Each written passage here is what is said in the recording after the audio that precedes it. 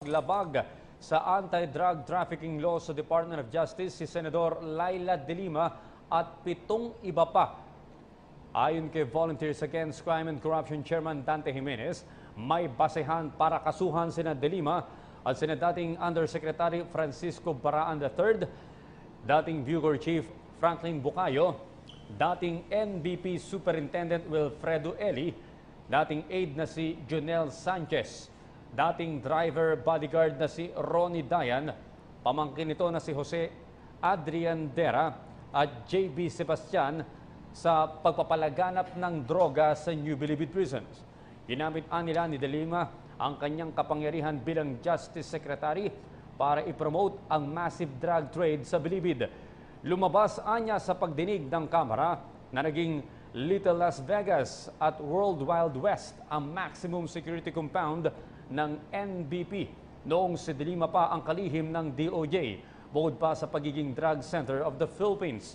Naniniwala naman si Jimenez na may motibo si De Lima para masangkot sa illegal drug trade dahil sa ambisyon nito na maging senador noong pang taong 2013. Ako, si JB Nino Manicad Sebastian, 36 na taong gulang, Pilipino, may asawa, inmate ng Building 14, New Bilibid Prison, NBP, na may prison number N2091132. Kapag hindi sip-sip kay Secretary De Lima ang direktor, tulad na nangyari kay Direktor Pangilinan, ay tanggal kaagad. Pero kapag sip-sip sa kanya, kahit anong palpak, andyan pa rin. Napaglilikumin din pala ako ng pondo para sa eleksyon ni Secretary De Lima katulad sa ginawa sa kanila. Ilang araw bago magpasko, ako ay nagbigay kay Jonel ng 2 milyon sa opisina ko mismo at saksi po nito ang kapwa ko bilanggo na si Katabang. Kinabukasan, tumawag sa akin si Jonel at sinabi niya na, "Pare, may kakausap sa iyo, naka-loudspeaker ka." May narinig ako sa kabilang linya ng boses ng babae, nakaboses ni Secretary De Lima, at sinabi niya sa akin na, "JB, Merry Christmas." At sumagot naman ako na, "Merry Christmas din po, ma'am. Natanggap niyo po ba ang regalo ko sa iyo?" At sumagot naman si Secretary na, "Yes, JB, Merry Christmas." Sinabi niya rin sa akin na maganda ako ng pera para sa napag-usapang pondo sa eleksyon at ito daw ay iabot ko na lang sa kanya. Naagad ako naganda ng 2 milyong piso at ito ay nilagay ko sa isang paper bag. Habang ako ay naghihintay na ipatawag ni Jonel at ni Secretary De Lima, ay may naghagis ng granada malapit sa lugar ko na siyang naging dahilan ng pagkamatay ng isa sa aking mga kakosa at pagkasugat ng 19 sa kanila. De Lima says JB Sebastian gave his testimony under duress. The senator says Sebastian was pressured through his wife to testify against her. She adds an A1 source gave her that information. De Lima says she's no longer following the House inquiry to avoid, quote, compromising her health.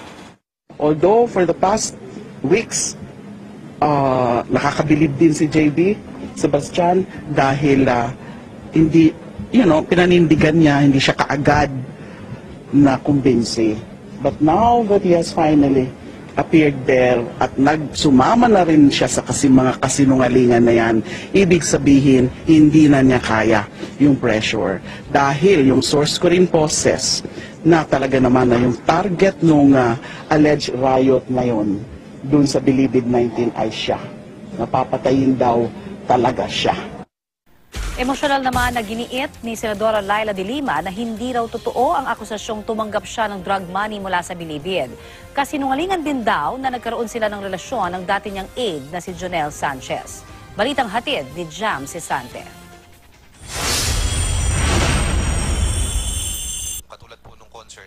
Habang tumitestigo laban sa kanya sa kamera ang Bilibid inmate at hinihinalang drug lord na si JB Sebastian, nasa misa naman ng CBCP si Senador Laila De Lima para sa paggunita sa World Day Against Death Penalty. Naging emosyonal pa si De Lima. Lately kasi talagang basta na lang naluluha po ako. Dati nakokontrol ko pa, marunong ako mag-control dahil naman po ako. Matapang naman po akong babae. Pero sa tindi na ho kasi na mga nangyayari at sa mga ginagawa sa akin, mukhang hindi ko na ho nakakayanan emotionally. Although I still try to always fight my emotions, Pero yung pag-iiyak ko po, halo-halo na pong emosyon yon. Muling giit ni De Lima, hindi siya tumanggap ng pera mula sa mga drug lords sa Bilibid. Hindi na rin siya nagulat na tumestigo laban sa kanya si Sebastian dahil ilang linggo ang nakakaraan, nakatanggap na siya ng impormasyon na pinapressure umano si Sebastian na magsinungaling para idiin siya. Now that he has finally appeared there at nagsumama na rin siya sa mga kasinungalingan na yan, ibig sabihin, hindi na niya kaya yung pressure. Dahil yung source ko rin po says na talaga naman na yung target nung alleged riot na yon dun sa Bilibid 19 ay siya. Napapatayin daw talaga siya. Hindi rin daw totoong dumaan ng 2 milyong piso sa dati niyang security aide na si Jonel Sanchez. Itanungin nila si Jonel kung totoo yon.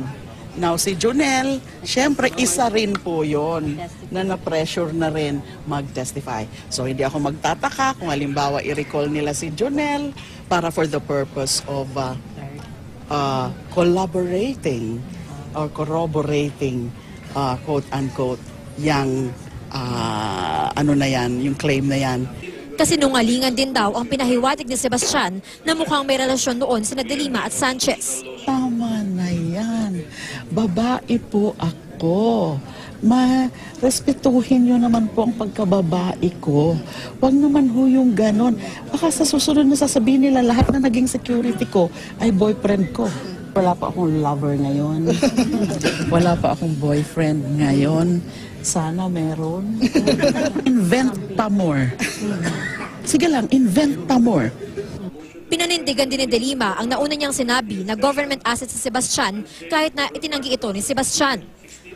Sina nooy Bureau of Corrections Chief Franklin Bukayo at nooy Presidential Anti-Organized Crime Commission Chief Reginald Villasanta daw ang nagsabi sa kanyang nagbigay ng impormasyon sa gobyerno si Sebastian.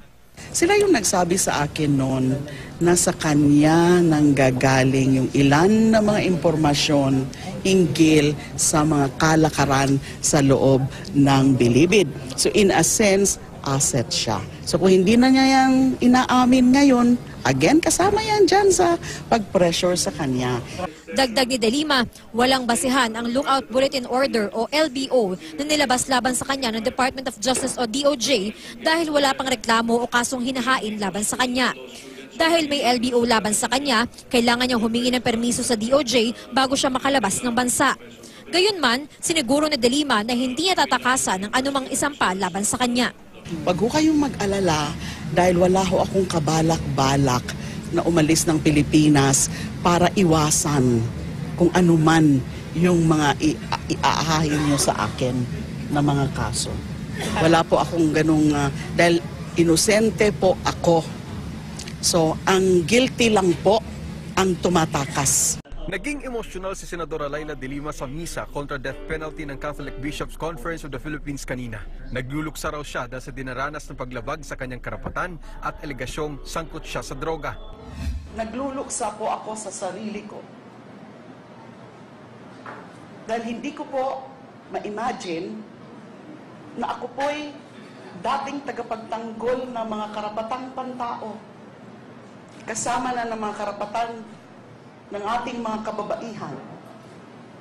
At naman ngayon ay biktima